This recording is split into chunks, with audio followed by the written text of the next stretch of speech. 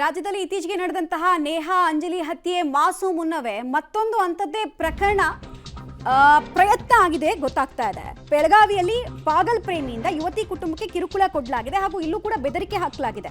ಪ್ರೀತಿ ನಿರಾಕರಿಸಿದ್ದಕ್ಕೆ ಯುವತಿ ಮನೆಯ ಮೇಲೆ ಕಲ್ಲು ತೂರಾಟ ಆಗಿದೆ. ನೇಹಾಳಂತೆ ಕೊಲೆ ಮಾಡೋ ಬೆದರಿಕೆಯನ್ನ ಇಲ್ಲೂ ಪಾಗಲ್ ಪ್ರೇಮಿಯೊಬ್ಬ ಹಾಕಿದ್ದಾನಂತೆ ಯುವತಿಗೆ. ಬೆಳಗಾವಿ ತಾಲೂಕಿನ ಕಿಣ್ಣೈ ಗ್ರಾಮದ ತಿಪ್ಪಣ್ಣ ಎಂಬಾತನಿಂದ ಈ ಹುಚ್ಚಾಟ ಕಂಡು ಬಂದಿರೋದು.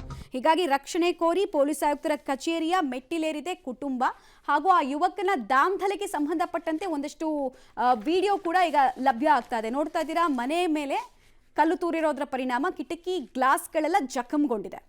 ನೇಹಾ ಹಿರೇಮಠ್ ಜೊತೆಗೆ ಏನಂತಾರೆ, ಅಂಜಲಿ ಅಂಬಿಗೇರ್ ತರನ ಬೆಳಗಾವಿ ನಗರದಲ್ಲಿಯೂ ಕೂಡ ಒಂದು ಘಟನೆ ನಡೆದಿರುವಂತದ್ದು. ಇಲ್ಲಿಯೂ ಕೂಡ ಪೊಲೀಸರು ಒಂದು FIR ಅನ್ನು ದಾಖಲೆ ಮಾಡ್ಕೊಂಡು ಲೇಟ್ ಆಗಿದ್ದಾರೆ. ಅದಾದ ನಂತರ ಏನು ದುಃಖಾತಪತಿಗಳಿದ್ದಾರೆ ಅವ್ರು ಹೋಗಿ ಏನು ಕಮಿಷನರ್ ಅವ್ರನ್ನ ಭೇಟಿ ಆಗಿದ್ದಾರೆ. ಕಮಿಷನರ್ ಭೇಟಿ ಆದ ನಂತರ ಇಮಿಡಿಯೇಟ್ ಆಗಿ FIR ದಾಖಲೆ ಮಾಡ್ಕೊಂಡು ಅಷ್ಟೊತ್ತಿಗೆ ಏನಂತಂದ್ರೆ ಆರೋಪಿ ಓಡ್ ಹೋಗಿದ್ದಾನೆ. ನಾವೀಗ ಬೆಳಗಾವಿಯ ಕಿನೇ ಗ್ರಾಮದಲ್ಲಿರ್ತಕ್ಕಂಥ ಏನು ಪಾಟೀಲರ ಮನೆಯಲ್ಲಿದ್ದೀವಿ. ಬನ್ನಿ ಅವ್ರನ್ನ ತೋರಿಸಿ ಯಾವ ಥರ ಘಟನೆ ಆಗಿರುವಂಥದ್ದು. ಒಬ್ಬ ಯುವಕ ಏನು ಮಾಡ್ತಾರೆ, ಕಂಟಿನ್ಯೂಸ್ ಆಗಿ ಒಂದು ತೊಂದರೆ ಮಾಡ್ತಾ ಇದ್ದಾನೆ, ನನಗೆ ಮದುವೆ ಆಗಬೇಕು ಹಾಗೆ ಹೀಗೆ ಅಂತ ಹೇಳಿ ಯುವತಿಯನ್ನು ಕಂಟಿನ್ಯೂಸ್ ಆಗಿ ಕಾಡ್ತಾ ಇದ್ದಾನೆ. ಮತ್ತು ಅವ್ರ ಮನೆಗೆ ರಾತ್ರಿ ಬರೋದು, ಕಲ್ಲು ಎಸೆಯುವುದು, ಅವ್ರ ಮನೆಗೆ ಬೆಂಕಿ ಹಚ್ಚೋ ಪ್ರಯತ್ನ ಕೂಡ ಮಾಡೋದು. ಹೀಗಾಗಿ 2-3 ಸಾರಿ ಈ ಥರ ಘಟನೆ ಆದರೂ ಕೂಡ ಪೊಲೀಸರು ಯಾವುದೇ ಕ್ರಮ ಕೈಗೊಂಡಿಲ್ಲ ಅಂತ ಹೇಳ್ತಾ ಇದ್ದಾರೆ. ಆದರೆ ಈಗ FIR ಆಗಿರುವಂಥದ್ದು ಬೆಳಗಾವಿಯ ಗ್ರಾಮೀಣ ಪೊಲೀಸ್ ಠಾಣೆ ಏನಿದೆ ಅದರಲ್ಲಿ FIR ತಾವು ನೋಡ್ಬೋದು. ಏನಂತಂದರೆ ಯಾವ ಥರ ಕಲ್ಲುಗಳನ್ನು ಎಸೆದಾನೆ ಅಂತ ತೋರಿಸುವ ಪ್ರಯತ್ನ ಮಾಡ್ತೀವಿ. ಇದು 21ನೇ ತಾರೀಕಿಗೆ ನಡೆದಂಥ ಘಟನೆ. ಆದರೂ ತಡವಾಗಿ ಏನಂತಂದರೆ FIR ಮಾಡಿರುವಂಥದ್ದು.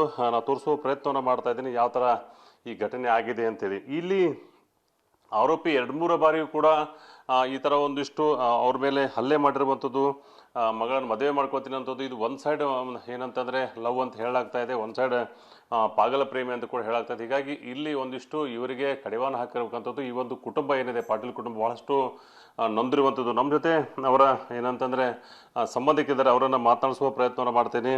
ಏನೇನಾಗಿತ್ತು ಕರೆ ಇಲ್ಲಿ? ಅವ್ರ 3 ವರ್ಷದಿಂದ ತ್ರಾಸ ಮಾತಾಡ್ತಿತ್ತು. ನಮ್ಮ ಹುಡುಗಿ ಯಾವ ಬಸ್ ಸ್ಟ್ಯಾಂಡಾಗ, ಕಾಲೇಜಾಗ ಹಿಂಗೆ ಬರ್ತಾರ, ಅವ್ರ ಟಚ್ ಮಾಡ್ತಾರ.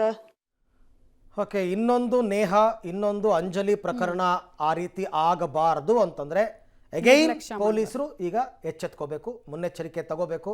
ಯಾಕೆಂದ್ರೆ ಆತನಿಗೆ ಪ್ರೇರಣೆ ಆಗ್ಬಿಟ್ಟಿದೆಯಂತೆ, ನೇಹಾ ಕೊಂದಂಗೆ ಕೊಲ್ತೀನಿ ಅಂತ ಅಂದ್ಬಿಟ್ಟು. ಹಾಗಾಗಿ ಆ ನಿಟ್ಟಿನಲ್ಲಿ ಪೊಲೀಸರು ಇಮಿಡಿಯೇಟ್ ಆಗಿ ಏನು ಆಕ್ಷನ್ ತಗೋತಾರೆ ಅಂತ ಕಾದ್ ನೋಡೋಣ.